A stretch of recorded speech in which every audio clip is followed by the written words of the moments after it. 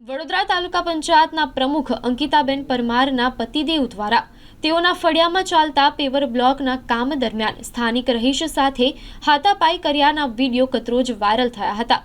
જે બાદ અંકિતાબેન પરમારે આજે સ્પષ્ટતા કરવા માટે પત્રકાર પરિષદનું આયોજન કર્યું હતું, જેમાં ઘટનામાં તેઓના પતિનો કોઈ વાંક નથી તેમ દર્શાવીને વિકાસના કામોમાં અડચણ ઊભા કરતા કેટલાક તત્વો સામે આડકતરી રીતે પ્રહાર કર્યા હતા।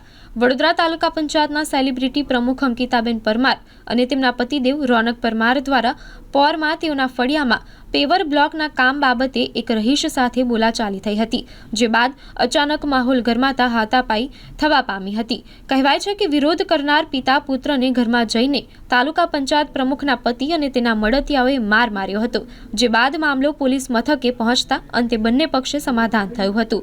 ઘટનાના 3 દિવસ બાદ મારામારીનો વિડીયો વાયરલ થતા રાજકીય મોરચે ચર્ચા જાગી હતી, જેમાં આજે તાલુકા પંચાયત પ્રમુખ અંકિતાબેન પરમારે સમગ્ર મામલે સ્પષ્ટતા આપવાનું નક્કી કર્યું હતું। અંકિતાબેન પરમારે જણાવ્યું હતું કે સારું કામ કરવા નીકળ્યા હોય તો બધાને ગમશે જરૂરી નથી।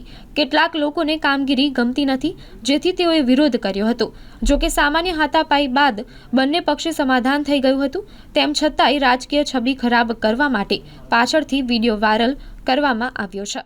એક વિડીયો છે જે સોશિયલ મીડિયા પર કાલથી ખૂબ જ વાયરલ થઈ રહ્યો છે, એનું હું સ્પષ્ટ કરવા માંગુ છું કે ચાલુ વર્ષની તાલુકા પંચાયતની સ્ટેમ્પ ડ્યુટીમાંથી પેવર બ્લોકનું કામ મંજૂર કરવામાં આવેલ છે અને છેલ્લા 5 મહિનાથી વગર કારણોસર ફક્ત એક જ ઘરને પ્રોબ્લેમ હોવાથી એમણે અવરોધો બધા ઊભા કર્યા છે। તે છતાં ફળિયામાં 150થી વધારે લોકો રહે છે અને તે બધાની મંજૂરી લઈને એમનું બધાની પ્રોબ્લેમનું સોલ્યુશન લાવીને આપણે આ કામગીરી કરેલ છે અને કામગીરી પતી ગયાના આજે 4 દિવસ થઈ ગયેલા છે। વિડીયોમાં સ્પષ્ટ દેખાય છે આપના પતિ રોનકભાઈ પરમાર જ હાથ ઉપાડે છે તેવી વાત છે।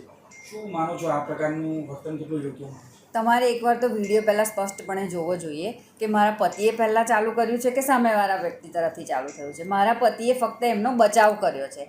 કોઈ આપણને સામે આવીને ગાળાગાળી કરે, જેમ તેમ મારવાનો પ્રયાસ કરે તો આપણે આપણા બચાવ માટે પણ કંઈક બોલવું પડે। કોઈ મારે તો માર ખાઈ લેવું એ યોગ્ય નથી અને આપણે સાચા હોઈએ તો આપણે કોઈથી બીવાની પણ જરૂર નથી અને એમને જો પણ એમનું કંઈ પ્રોબ્લેમ હતા તે આપણે સોલ્યુશન લાવીને જ આ કામ કરેલ છે, છતાં પણ એ ના છૂટકે એ લોકો ના કરવાના કારણે પણ એમને કદાચ ગમતું નહીં હોય કે લોકોનું સારું થાય છે, એટલે 150 લોકોને પ્રોબ્લેમ ના હોય અને 4 લોકોને જ પ્રોબ્લેમ હોય તો આપણે લોકોના હિત માટે વિચારવાનું હોય, નહીં કે 4 લોકો માટે। માનો છો આ જે બબલ થઈ છે ટકાવારી જે ગ્રામ પંચાયત તાલુકા પંચાયતની જે એને લીધે બબલ થયો એવું માનો છો? એવું કશું હોતું નથી, ટકાવારીની એમાં કંઈ વાત નથી, પણ આપણે એક ગામમાં રહેતા હોય તો પોસિબલ છે કે આપણા 10 વિરોધીઓ હોઈ શકે છે આપણી જોડે ફરનારા। એવું હું નથી માનતી કે આપણી જોડે જે રોજ ઉઠે છે, ચાલે છે, બેસે છે આપણા જ હોઈ શકે છે। એટલે જે લોકોને ના ગમતું હોય કે આપણે સારી એવી પ્રસિદ્ધિ મેળવી રહ્યા છે તો તે લોકોને અટકાવવા માટે પણ આ રીતના કામ કરતા હોય છે। વિડીયો વાયરલ કરવાનો ઉદ્દેશ્ય શું હોય છે? કામગીરી પતી ગયાને પણ 4 દિવસ થઈ ગયા છે, તે છતાં પણ લોકોએ વિડીયો વાયરલ કર્યો છે, એટલે એમાં એવું કંઈ વાતનું છે નહીં, ખોટું રહીનો પહાડ બનાવવાનો વિષય છે, બાકી વિશેષ કંઈ જેની જોડે જે વિવાદ થયો છે એમાં કોન્ટ્રાક્ટરે પણ એમની જોડે ગેરવર્તન કર્યું છે। કોન્ટ્રાક્ટરના ગેરવર્તનના લીધે આ મામલો વધ્યો હતો અને બાદમાં તમે એમના પડખે આવ્યા હતા, કેટલી વાત સાચી? આ વાત તદ્દન ખોટી છે।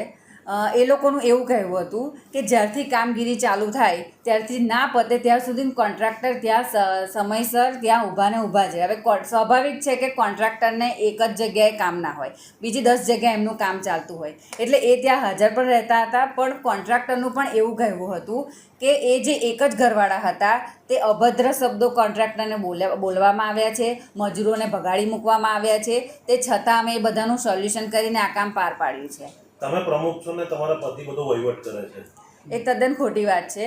હું એક ભણેલી ગણેલી વ્યક્તિ છું અને મને ખબર છે, મને પણ કાયદા કઈ રીતે અમલમાં આવે મને ખ્યાલ છે। મને આજે પ્રમુખ તરીકે 2.5 વર્ષ પૂર્ણ થવા આવ્યા છે, ત્યાર પહેલાં પણ હું 2.5 વર્ષ તાલુકા પંચાયત સભ્ય તરીકે ચૂંટાઈ ચૂકી છું અને મને ખ્યાલ છે કે મારે કઈ રીતે કામગીરી કરવી જોઈએ।